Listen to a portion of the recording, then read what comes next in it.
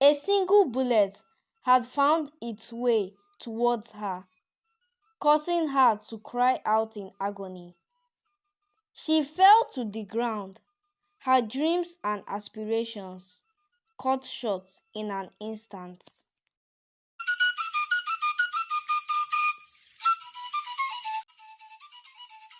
Ego and her father's mistake.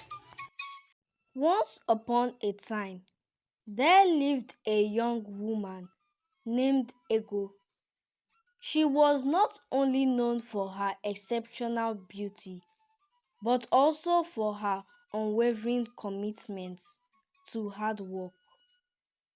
Ego was adored by her family and respected by her neighbors. One fateful day, Ego embarked on her usual journey to the farm, eager to harvest cassava. As the morning sun began to rise, she set off with a heart full of optimism. Minutes turned into hours as she immersed herself in the task at hand, carefully digging cassava from the earth. The day wore on, and the sun began its descent towards the horizon. Ego, satisfied with her bountiful harvest, gathered the cassava in a sack, ready to return home. And she was at home in half an hour.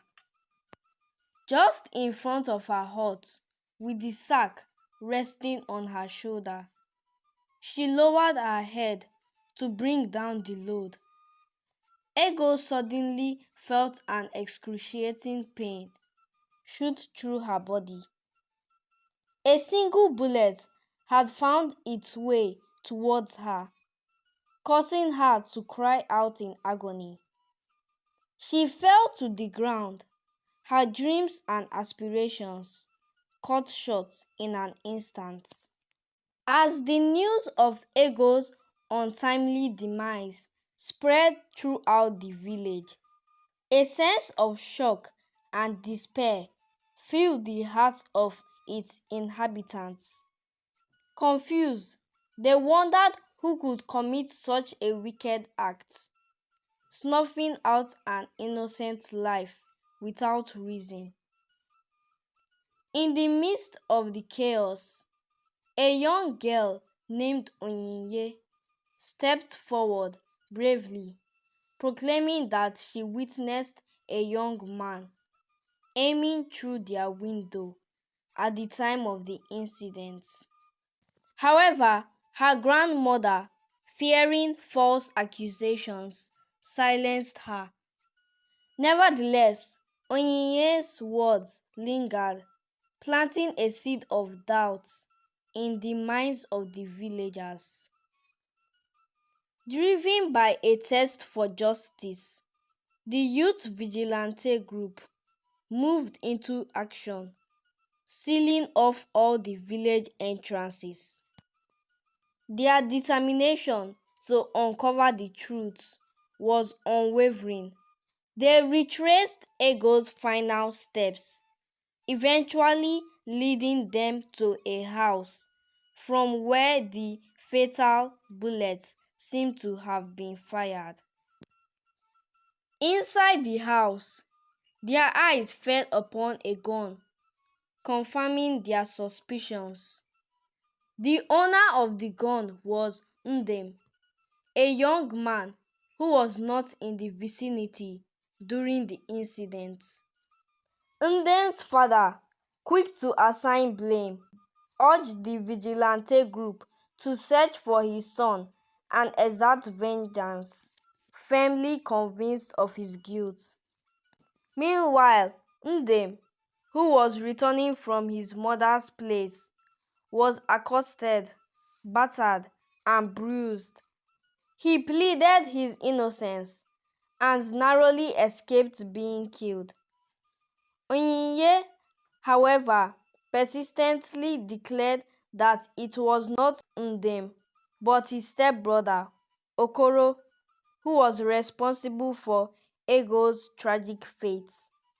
Yet her pleas fell upon deaf ears, overshadowed by the intensity of emotions and the desire for retaliation.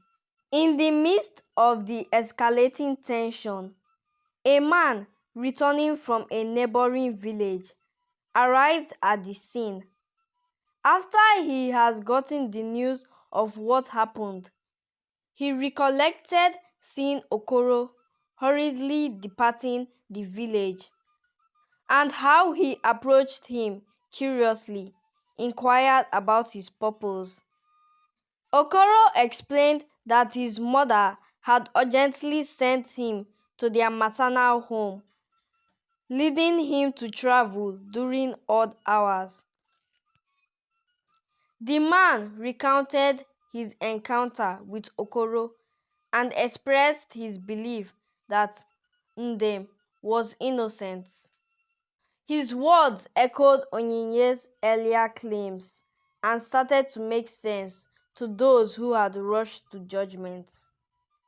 In a swift turn of events, the vigilante group redirected their focus, leaving Ndem behind to face the consequences of false accusations.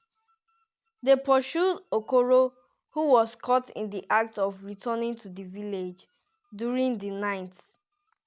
Fear-stricken, Okoro's guilt was inscribed upon his trembling face as he faced the collective anger and frustration of the villagers. However, just before Okoro was taken to the village square for jungle justice by the angry vigilante mob, the police arrived, intercepting the situation. It turned out that Okoro's father had called for their help, completely aware of his son's misdeeds. The police rescued Okoro, making it clear that his parents were aware of his actions. As the news spread, some of Okoro's friends recounted how he had been restless throughout the day. When they inquired, Okoro brushed off their concerns, assuring them that they would hear about his plans soon. Unfortunately, no one took his words seriously until the tragic incident occurred. As the entire village mourned Ego's loss, her grieving father blamed himself for her death. Surprisingly, it was apparent that Okoro was the one who had pulled the trigger. How come he was blaming himself? Ego's father reminded everyone of a quarrel that had taken place a month ago between Okoro and Ego's elder sister. During the arguments, Okoro had inadvertently caused Ego's sister to suffer a miscarriage by kicking her. Devastated by the loss of his grandchild, Ego's father sought justice from the village oracle. He urged the oracle to make Okoro commit a murder that would land him in serious trouble, unaware that it would be his own daughter who would lose her life. Filled with guilt and anguish, Ego's father now found himself mourning the loss of two beloved ones, Ego and the miscarried child. Meanwhile, Okoro confessed to the crime, claiming that a strange voice had compelled him to take such a drastic action. Despite his efforts to resist the urge, he failed. Ultimately, Okoro was sentenced to 14 years in jail for his crime. Meanwhile, Ndem, Okoro's step-brother, who was earlier mobbed and battered, witnessed firsthand the hatred his father and stepmother held for him. Unable to bear the toxic environment, Ndem made the decision to leave their father's house and live with his mother. This tale is a reminder that we must learn to let go and forgive in order to avoid complicating issues for ourselves. Holding on to anger and seeking revenge can lead to unintended consequences and further trouble. This is Umma's story time. Thanks for watching. Please subscribe.